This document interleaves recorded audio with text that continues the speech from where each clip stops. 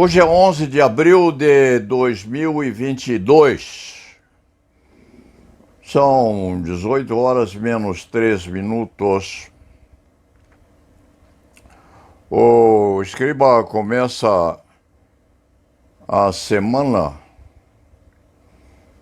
muito preocupado nos seus 86 anos com o que parece descortinar-se no panorama judiciário nacional e, quiçá, mundial,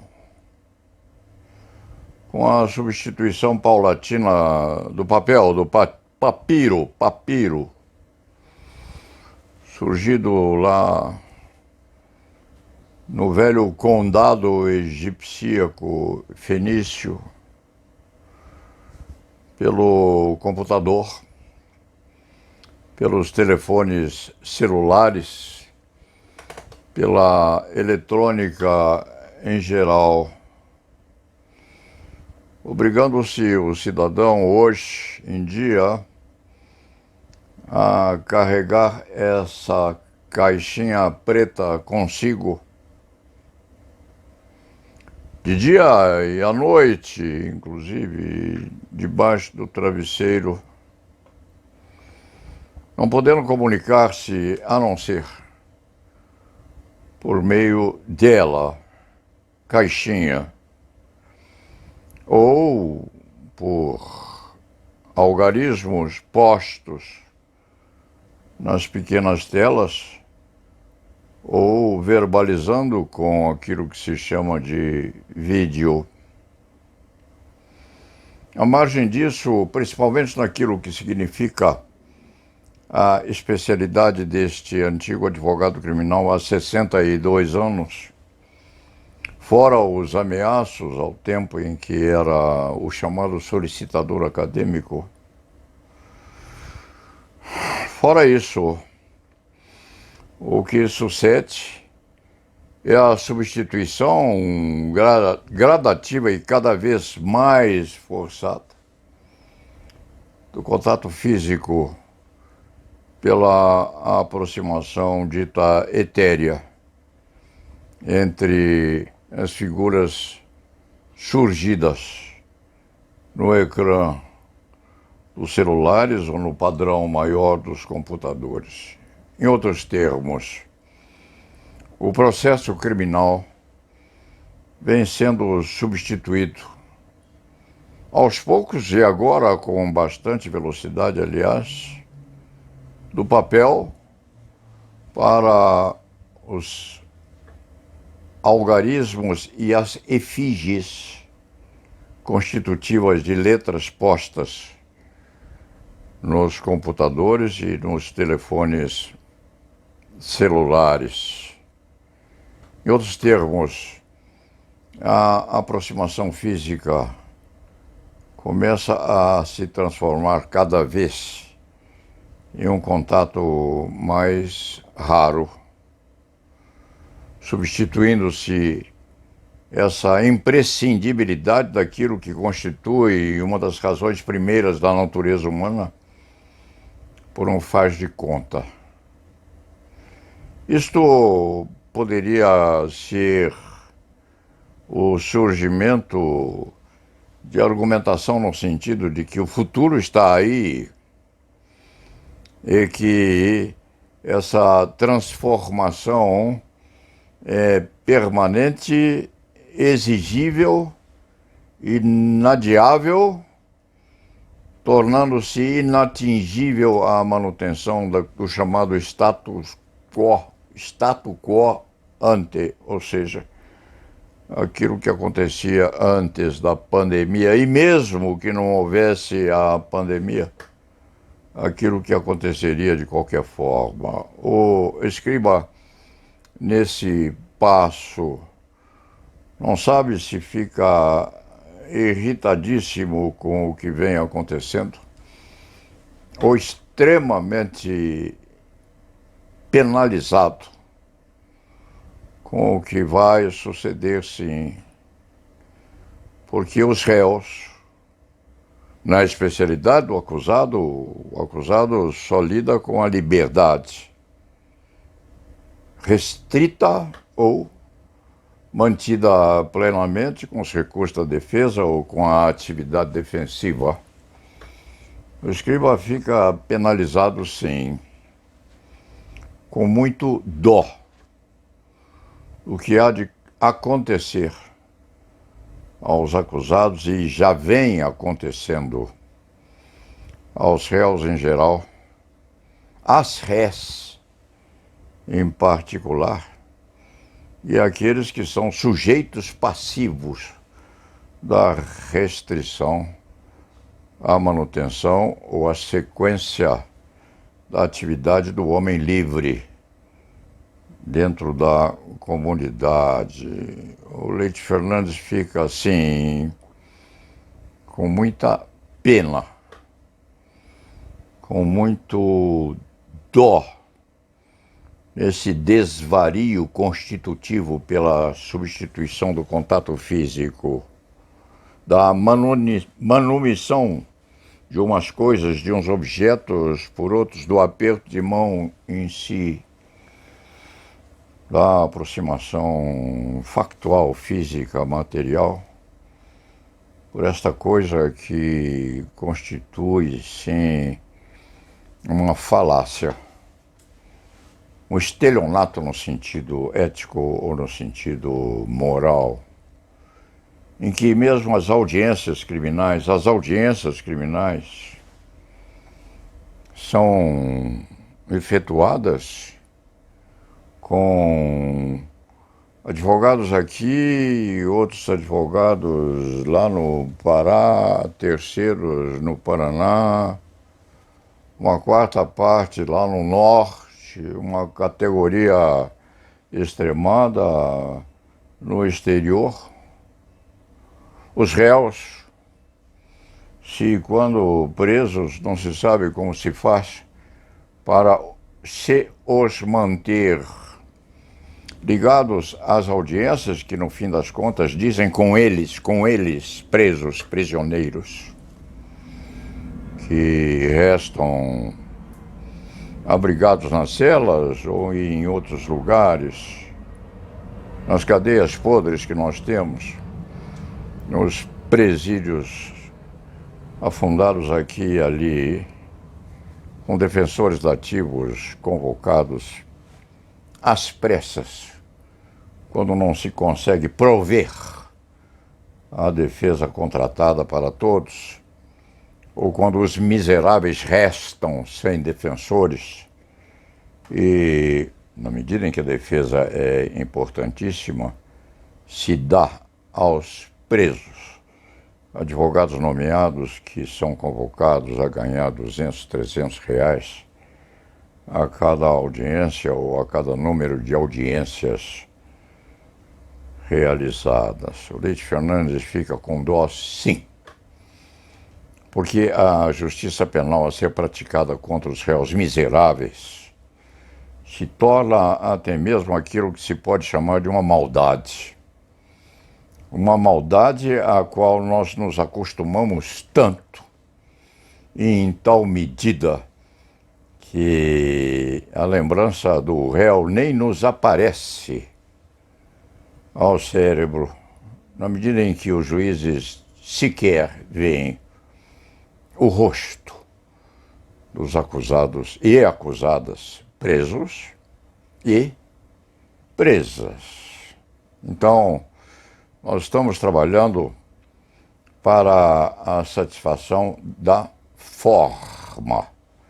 E mesmo a forma assim satisfeita é uma miserável demonstração da desigualdade entre a verdade e a imaginação.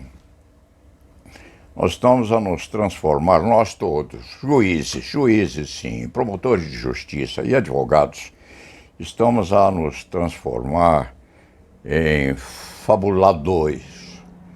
Nós estamos a nos converter em fabuladores profissionais, nós todos.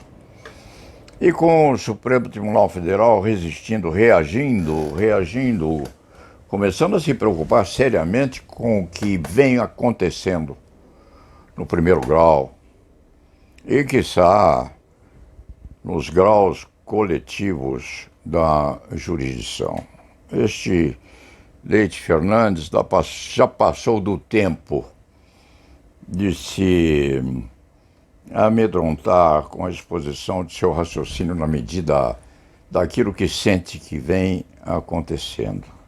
Em outros termos, a ficção substituindo a realidade, a imaginação perfilando superioridade contra aquilo que poderia estar, sim, a acontecer.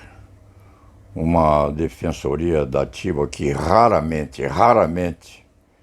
atinge um mínimo de possibilidade de se efetivar a defensoria do réu pobre, do réu miserável. E se convoca o defensor dativo para o suprimento de uma necessidade que a lei processual penal fixa como garantia da regularidade procedimental. Isto interessa a todos nós, sim. Isso chama a atenção deste Leite Fernandes, principalmente no fim de tarde, em que está a tentar regulamentar a sua atividade no sentido de coparticipação em audiências e sente uma pena muito grande de quem não tem a possibilidade de uma defesa eficaz, objetiva.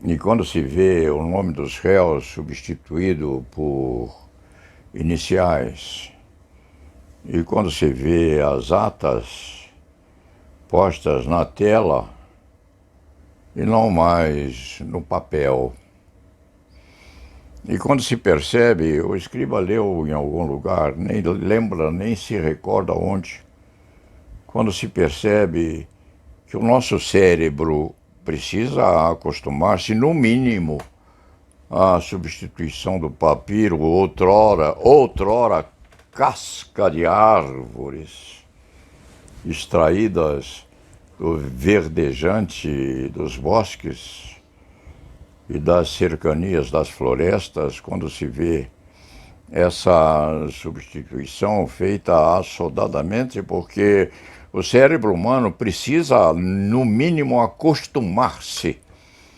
a essa modificação, que, segundo dizem, é uma modificação permanente, perene e inafastável. Os arquivos hão de desaparecer fisicamente. As bibliotecas não existirão mais, estarão na medida da possibilidade eletrônica de cada biblioteca fantasmagórica posta nas esquinas das fábricas de redutos computadoriais. E nós sabemos de fingir também que estamos a advogar fantasmas da ópera, nós todos. Nós, advogados, nós, promotores de justiça, nós, juízes, encantados uns e outros, os mais novos, encantados com essa modificação que transforma a própria beca, nem mesmo no pijama noturno, mas em alguma coisa que deve ser encostada aí, quem sabe, posta a ferver umas labaredas quaisquer dessa infernal modificação que o futuro vai nos trazer. Então, não vai haver mais fórmula sacramental. A fórmula sacramental está sendo substituída por senhas Quem não tiver senha não participa. Quem não tiver senha não defende qualquer. Quem não tiver senha não julga, não decide. Sequer consegue exculpar ou absolver, mas a condenação, quando vem, ela vem sequenciada em 15, 20 algarismos, esquecendo-se todos de que cada dia passante é um dia podre dentro de um dos presídios descaradamente postos nas erronias das esquinas dos viadutos existentes ferrugentos por aí, nessas estradas que nós temos escondidas nas vizinhanças, inclusive da capital de São Paulo.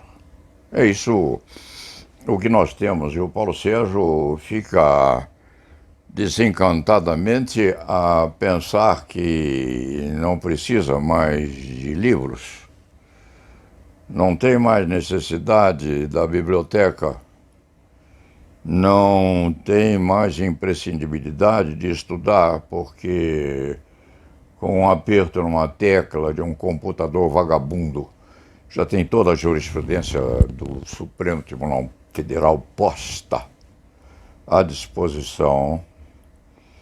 Não há mais necessidade de cultura, porque a cultura está nessa tela vagabunda que nós carregamos no bolso das calças, submetida a tal repartição plástica, inclusive à subtração por um ladrão ou ao ataque de um grupo de hackers que, com um aperto numa botanola, liquida com os arquivos do próprio tribunal, que se encarrega de guardar as apostilas e os apostilamentos das condenações existentes. O Leite Fernandes tem, sim, uma pena muito grande e percebe que os nossos juízes estão a perder também o amor pelas togas,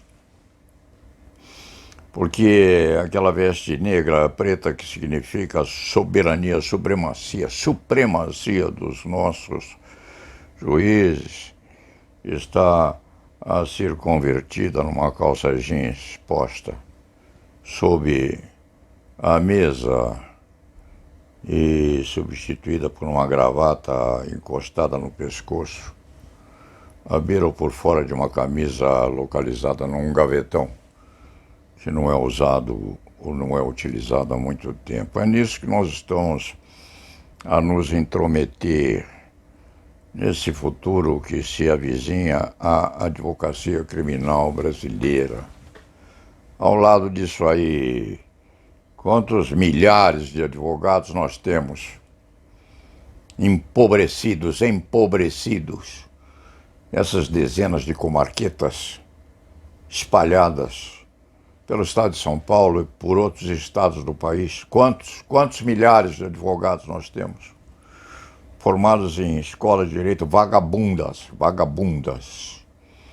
fingindo que estão a cumprir as reivindicações que o Ministério da Educação deveria exigir e não exige, porque também está apodrecendo no meio dessa parafernália de imputações. Adiadas, sim, as comissões de investigação. Oportunamente adiadas, sim, porque o lamaçal é tão grande que pode atrapalhar as eleições. E o Leite Fernandes, neste fim de tarde, são 18 horas e 20 minutos. Esse fim de tarde de tentativa de organizar aquilo que não pode ser organizado, porque as fabulações estão a substituir aquilo que é real. O computador está a fazer as vezes do livro de estudo e as lâmpadas que acendem e apagam aqui do lado estão a fazer de conta que são os papéis, os cadernos, os livros onde arquivadas as lições dos nossos mestres, que também não precisam existir mais, porque os nossos mestres não se foram, não, mas estão registrados com as suas efígies nas aulas repetitivas que preparam em casa e cobram por unidade, pois não precisam mais estar presentes perante os alunos. É isto que nós temos. E é o prosseguimento disto que está sendo exigido a cada um dos 800 mil ou 1 milhão de advogados que nós temos neste país. Exceção feita àqueles que não conseguem o registro na OAB, mas que ainda assim desenvolvem uma atividade marginal no sentido de fazer uma esperitoquitagem. Esperitoquitagem é um termo que existe. E se não existir, o Paulo Sérgio acaba de inventar. Substituída por aqueles que não podem advogar, mas que, apesar disso, ainda advogam para ganhar um tostão a mais. A disputa pelo sustento embaixo das mesas das escrivanias criminais que existem por aí. É isso que nós temos. E nós estamos a fingir severidade, nós estamos a fingir rusticidade, nós estamos a fingir exigências no sentido de que os advogados cumpram as suas obrigações. E quais são as obrigações que os advogados têm? As obrigações que os advogados têm são exigirem um mínimo de equacionamento regular da tramitação e da transmigração das audiências de um lado para o outro, embora haja nisso tudo uma medida grande de fabulações. Nós somos, hoje, nós todos, integrantes de grande parte do Poder Judiciário, nós somos imitadores da realidade. E imitadores da realidade, olhando os nossos réus nos presídios, com uma vantagem muito grande. A vantagem é que eles estão longe de nós. Eles estão nas penitenciárias. Eles estão nas cadeias vagabundas. Eles estão jogados aqui, jogados ali, nas celas, e nós não sentimos o cheiro deles. Nós juízes, nós promotores públicos, nós advogados, não precisamos de sentir o cheiro dos réus. E o povo não sabe que o preso cheira. O recluso tem um perfume esquisito de batata cozida. Porque a batata cozida serve de supedâneo à expectativa de alimentação. A batata cozida engorda. A batata cozida resiste a mais tempo antes que apodreça. Os nossos réus têm cheiro, sim, de batata cozida num lampião a gás ou num acendedor vagabundo posto numa esquina de um presídio ou de um pátio de uma cadeia vagabunda posta por aí. E nós estamos sim, trabalhando com o computador. Nós estamos substituindo o papel pela efígie posta nas telas acéticas dos computadores. Nós estamos perdendo o contato físico com o juiz. O advogado não olha mais o juiz nos olhos, porque o juiz está à distância. O advogado não vê se o juiz é gordo, magro, se espirra, se boceja, se está a prestar atenção, se está irritadiço, se está bem, de bom humor.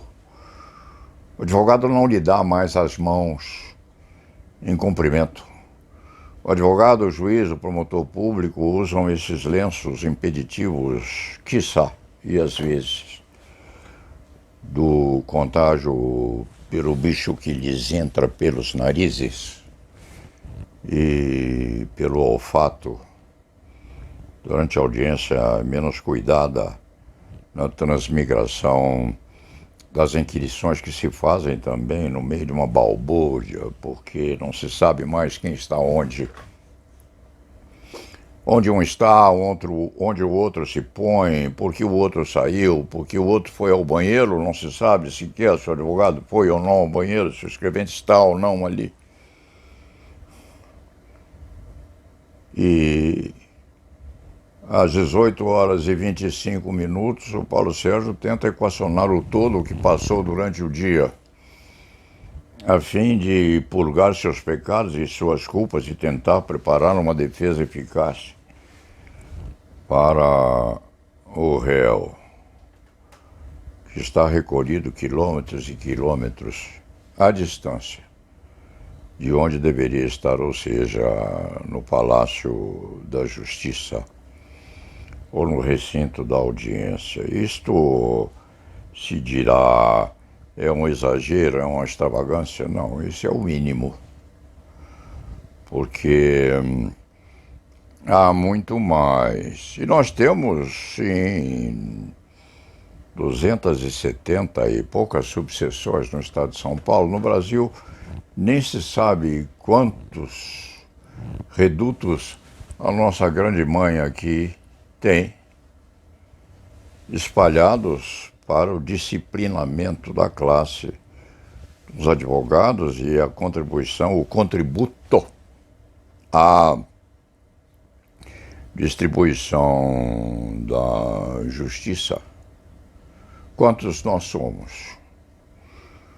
Quantos estamos envergonhadamente com os nossos celulares no bolso a tentarmos solver uma jurisprudência aqui, uma decisão acolá, a satisfazer as necessidades do nosso réu.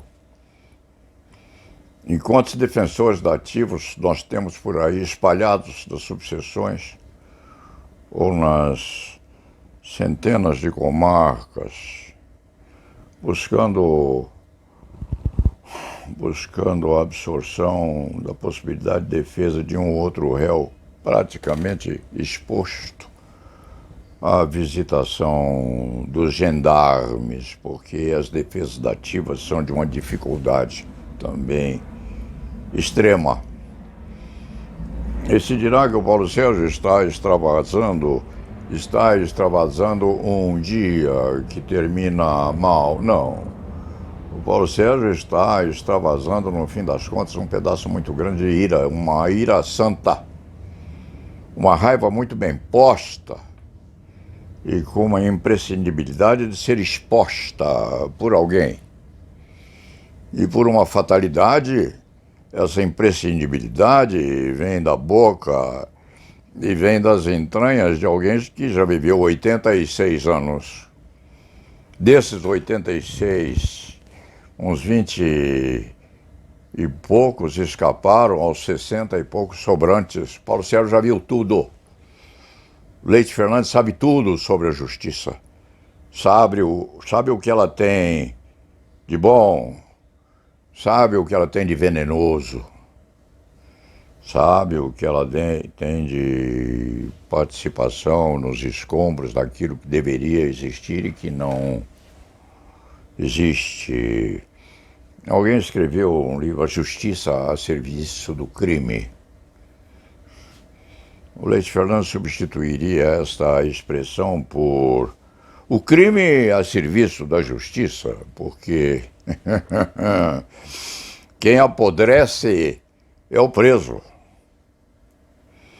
Quem sofre as agruras desse sistema prisional que nós temos é o preso condenado, é o criminoso, é o delinquente que está a sofrer na carne as agruras dos defeitos do Poder Judiciário. Então, não se diga que o Leite Fernandes está a despedir-se às 18 horas e 30 minutos com a determinação de parar de advogar. Não, há de advogar até o último dia da sua vida.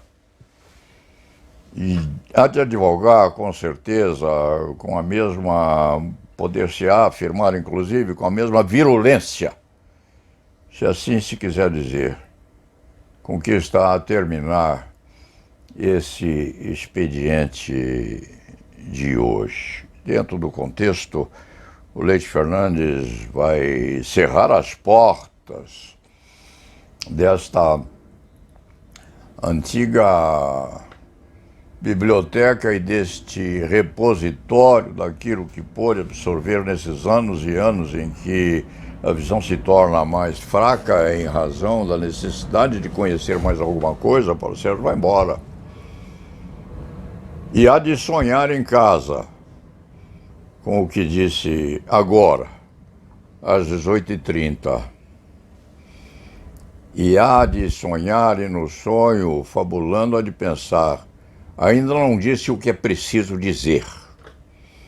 Porque é preciso que todos nós, juízes, promotores de justiça, advogados, desembargadores e todos aqueles que deixam que as coisas aconteçam, é preciso que nós batamos as mãos no peito e façamos o mea-culpa, porque do jeito que está, não pode continuar. Quem sofre mais nisso tudo é o povo, é a classe pobre, é o miserável, que não tem o suficiente para pagar uma defesa mais ou menos adequada ou melhormente posta no exercício do contraditório. Esse é o miserável, é o povo. E é do povo que vem a revolução. É o pobre que faz a revolta. E nessa medida, o nosso povo, o nosso pobre, são o quase milhão, quiçá mais de milhão de advogados que não conseguem sequer sobreviver o mínimo para poder exercitar uma defesa razoavelmente avaliada no exercício da oportunidade de resistência à reclusão a ser imposta a um réu também miserável.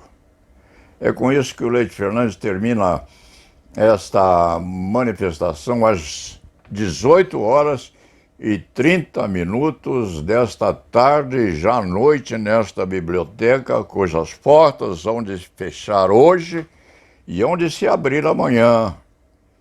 A hora regulamentar, que nunca nessa pandemia toda foi substituída por um dia sequer de ficância sob o lençol ou sob os varais da cama onde o medroso estaria a dormitar. Não, Leite Fernandes, com seus 86 anos, está dando o seu exemplo.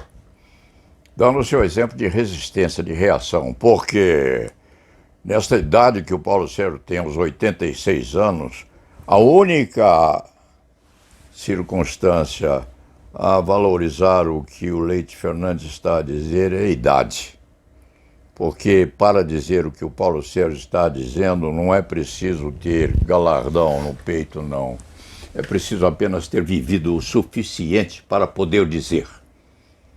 Para dizer e combater.